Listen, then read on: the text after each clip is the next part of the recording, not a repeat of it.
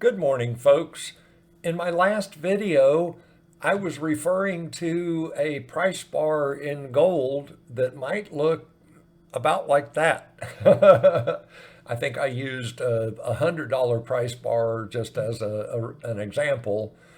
Gold is currently at $88 in this price bar, silver at $1.96. And so clearly, the next price targets in the metals, we got they're both round numbers. It's 70 in silver and 4,500 in gold. Silver could do that today, no problem. Gold is continuing to push higher this morning. Silver's resting a little bit right now. But yeah, we're watching. This is a fresh push higher in gold. So one of my thoughts as I was looking at this, in my last video, I was unsure as to when a price move, if and when it did occur, might happen.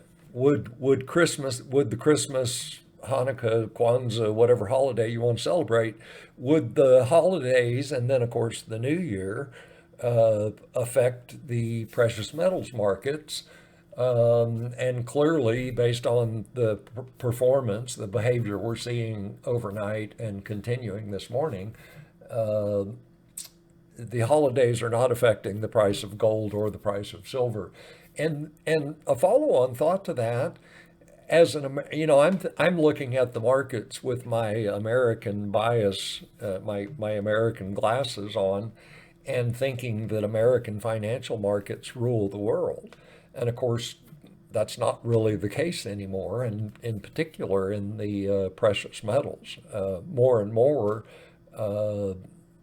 China and Russia are taking over, China in particular right now, taking over dominance and pricing in the precious metals. And so anyway, this chart, this is SLV. Of course, it's the silver trust. And I meant to share this in the last video. We were talking about volume, and I just somehow overlooked it. The reason I'm looking at the ETF is specifically to get volume, because in the futures, and we don't get volume in the physical metals markets themselves.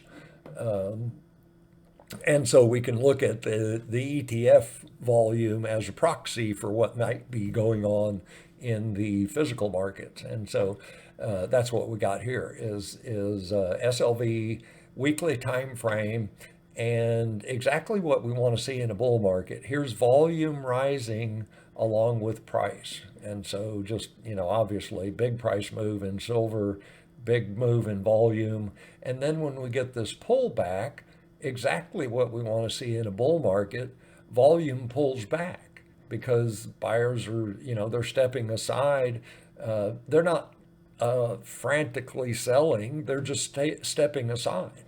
And then when the bull move continues and in particular proves itself, demonstrates that the bull move is continuing, as clearly that's what's going on in silver, we want to see volume rising again as the buyers become active again, step off the sidelines and back into the fray, and then new buyers come in as they see the bull move continuing. And so, anyway, I was a little bit concerned on Friday afternoon about the selling that I saw in the mining stocks, but I convinced myself that that selling makes sense for end of year window dressing, and I'm confirmed in my thinking this morning when I see, here's gold at, we've got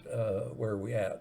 $88. Gold's up $88 this morning. So anyway, metals are doing just fine. It'll be fun watching the mining stocks open here in about 12 minutes.